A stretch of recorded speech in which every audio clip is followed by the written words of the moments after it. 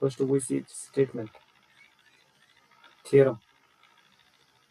What the theorem says: if phi1 comma phi2 are two solutions of two solutions of equation. What is equation? L of y is equal to y double dash plus a1 times y plus a2 times y. A is equal to 0 on an interval.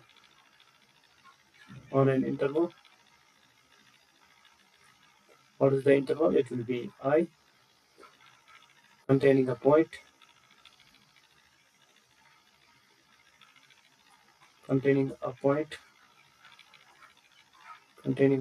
x naught.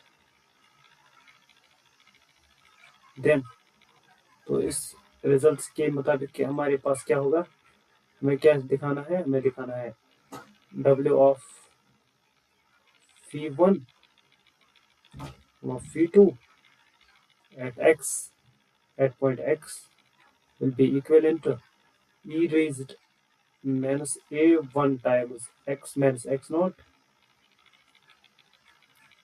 times Wronskian of W of, in fact, W of phi1 comma phi2 at x naught.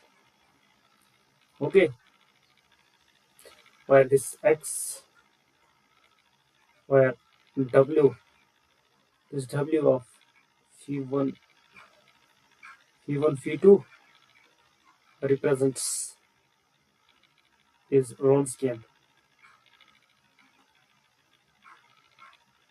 So Wronskian of phi1 comma phi2. Okay, so for this we will be first seeing, this is the theorem. if अगर आपके पास phi1 और phi2 दो solutions है इस equation के, जो equation है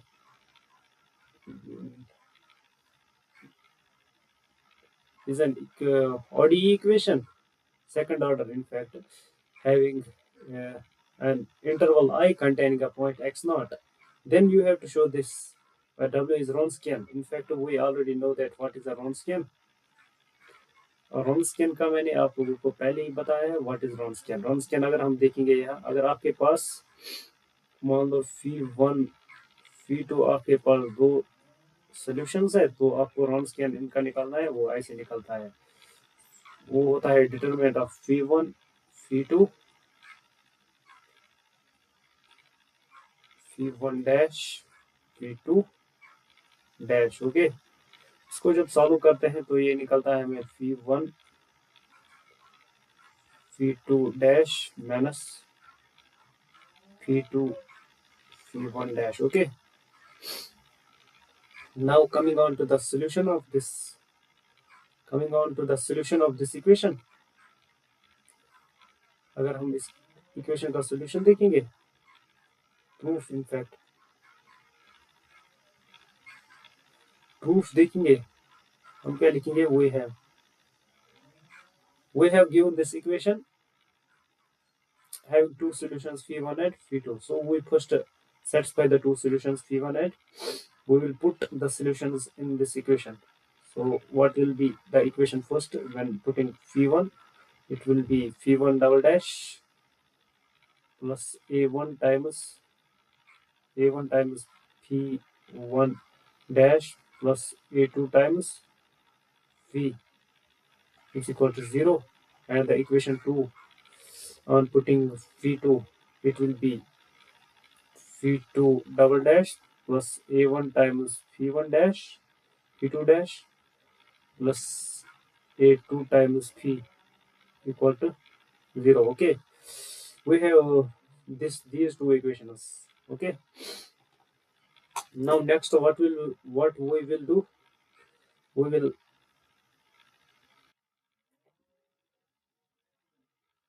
multiplying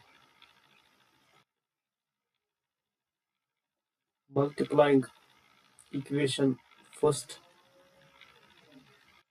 this equation. In fact, we will multiply it by phi2 minus phi2, multiplying this equation by minus phi2 and equation second by, it is this equation, this equation, इसको हम किससे multiply करेंगे, phi1 से, ठीक है, and then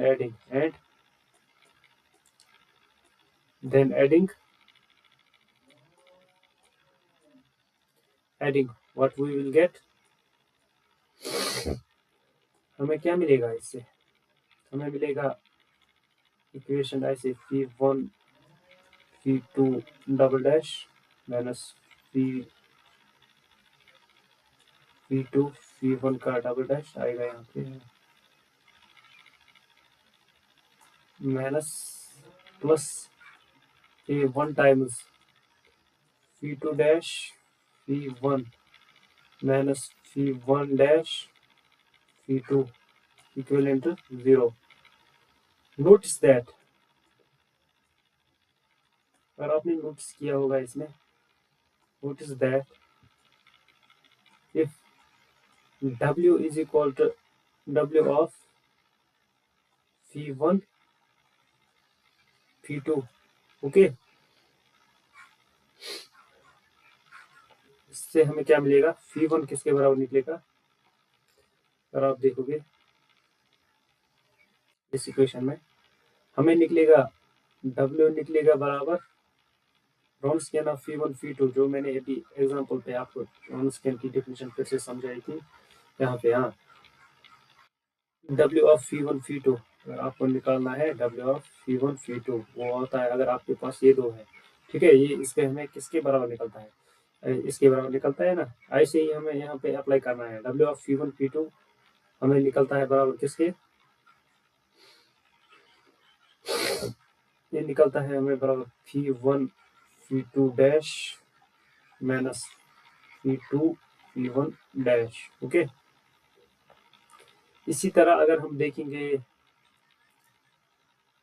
अब अगर हम इसी W का रॉन्स्कियन का भी डैश देखेंगे, W डैश निकालेंगे इसका, तो हमें क्या मिलेगा, हमें मिलेगा phi1 इसका डबल डैश, ठीक है, माइनस phi1 वही पे phi1 का डबल डैश phi2 वही पे अपना ही, ठीक है, तो यहाँ तक हम पहुंच गए, ठीक है। इसके बाद हम क्या लिख सकते हैं, 10, ठीक है, हम लिख सकते हैं 10 W satisfies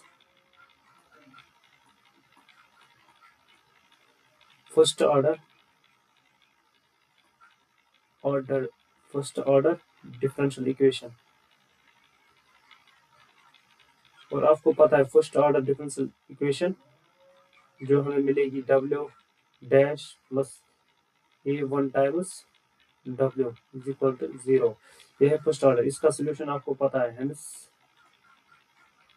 इसका सोल्यूशन हमने ऐसे लिखा था, W of x is equal to C e raised power minus A1 times x, okay. हम वहां लिख सकते हैं where C is constant, where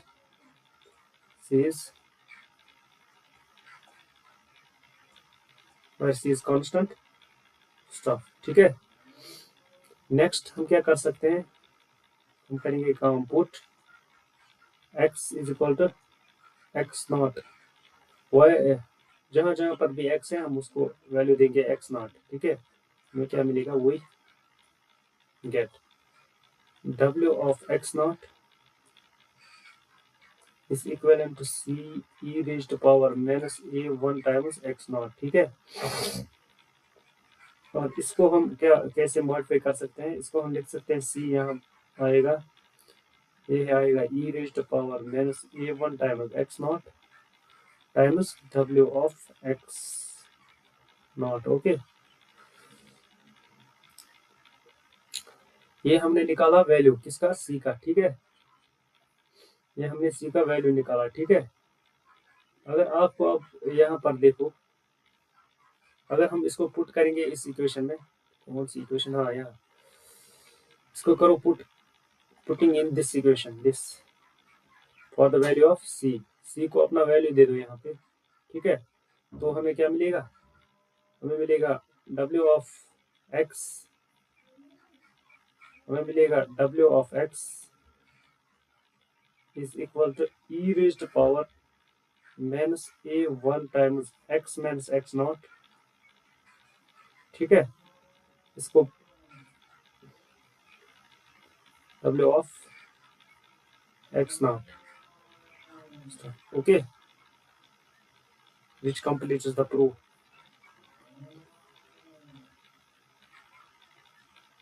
which proves the result in fact, इससे रिजल्ट कंप्लीट होगा, ठीक है, ओके।